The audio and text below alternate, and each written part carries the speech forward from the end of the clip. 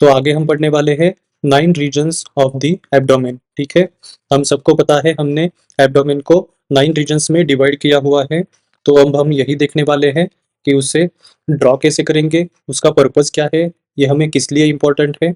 तो चलिए शुरू करते हैं। Number of regions, obviously number of regions कितने हैं, 9 है। ठीक है, डिलिनिएटेड बाय, कैसे बनाए हुए हैं, तो ऑब्वियसली 9 रीजन्स बनाने हैं तो हमें लगेंगे 2 सजाइटल यानी वर्टिकल प्लेन्स। ठीक है, 2 सजाइटल प्लेन्स लगने वाले हैं एंड 2 ट्रांसवर्स यानी हॉरिजॉन्टल प्लेन्स, और हमें 2 ट्रांसवर्स यानी हॉरिजॉन्टल प्लेन्स लगने वाले हैं।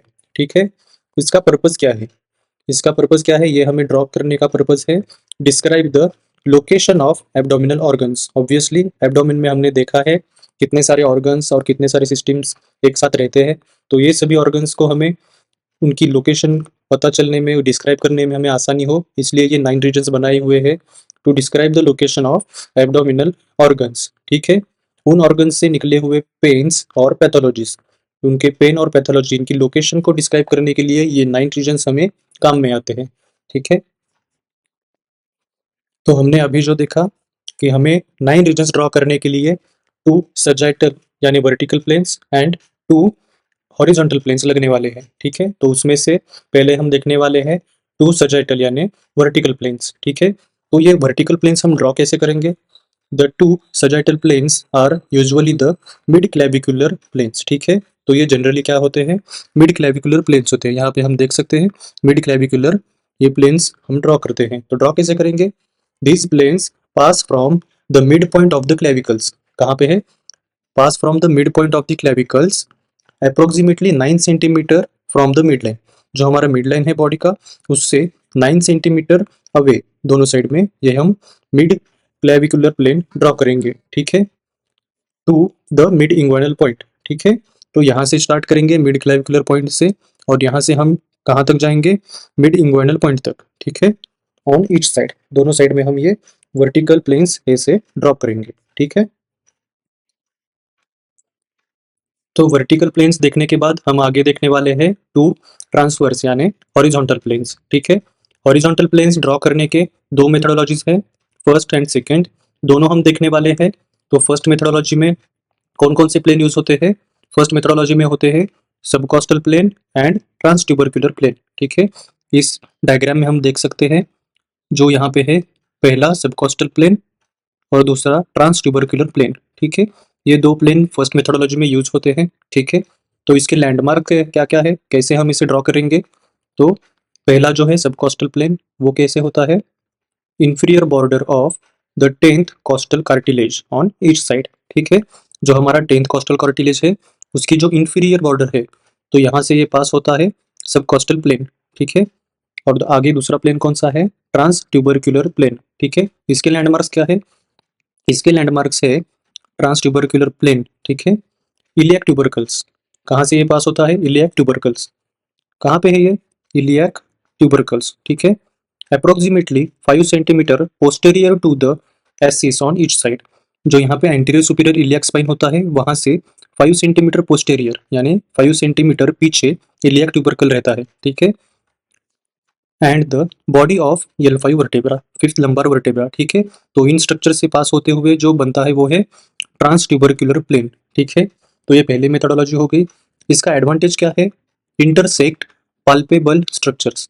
ठीक है, तो इसे ड्रॉ करने के जो लैंडमार्क्स है वो बहुत इजीली पाल्पेबल होने वाले स्ट्रक्चर्स है, इसलिए ये एडवांटेजेस है। ठीक है, इंटरसेक्ट पाल्पेबल स्ट्रक्चर्स। ठीक है, नेक्स्ट मेथोडोलॉजी जो है सेकेंड वन, उसमें कौन कौन से प्लेन यूज होते हैं, ट्रांसपाइलोरिक प्लेन एंड इंटरस्पाइनस प्लेन। ठीक है, ट्रांसपाइलोरिक प्लेन यहाँ पे हम देख सकते हैं, ट्रांसपाइलोरिक प्लेन जो रेड डॉटेड लाइन से, ट्रांसपाइलोरिक प्लेन एंड इंटरस्पाइनस प्लेन, यहाँ पे आप देख सकते हैं इंटरस्पाइनस प्लेन।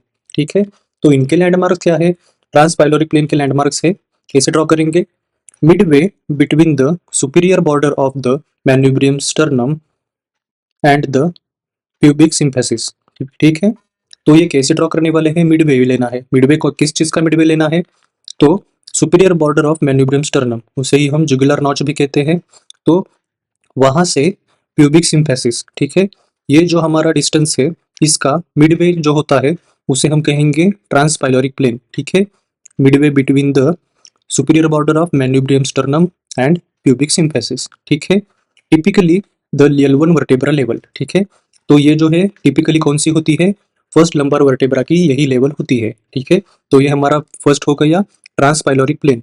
नाम क्यों दिया गया है, क्योंकि जो हमारा स्टमक जो ऑर्गन है जो यहाँ पे रहता है, तो उसका जो पाइलोरस पार्ट है इसे ये ट्रांजिट करता है प्लेन, इसलिए इसे ट्रांसपाइलोरिक प्लेन भी कहा जाता है, ठीक है। तो नेक्स्ट कौन सा है, तो सेकेंड है इंटरस्पाइनस प्लेन, ठीक है। इंटरस्पाइनस प्लेन, तो इसके लैंडमार्क्स क्या है, easily palpable ASIS on its set, ठीक है। इजीली पाल्पेबल एसिस यानी एंटीरियर सुपीरियर इलियक स्पाइन से इसे हम ड्रॉ करते हैं, ठीक है, इसलिए इसे इंटरस्पाइनस प्लेन कहा जाता है, ठीक है। तो ये सेकेंड मेथोडोलॉजी का एडवांटेज क्या है, तो इसका एडवांटेज है इसका मेन यानी ट्रांसपाइलोरिक प्लेन। ट्रांसपाइलोरिक प्लेन ट्रांजिट द, ये बहुत सारे ऑर्गन्स को ट्रांजिट करता है, इसलिए ये एडवांटेजियस है।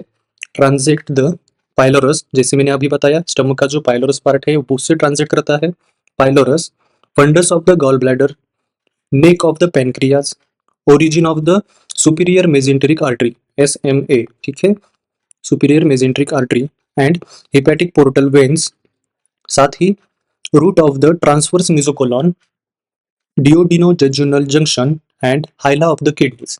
इन सारे एनाटॉमिकल इंपॉर्टेंट स्ट्रक्चर्स को ये ट्रांसपाइलोरिक प्लेन ट्रांजिट करता है, ठीक है, इसलिए ये हमें बहुत ज़्यादा इंपॉर्टेंट है, ठीक है।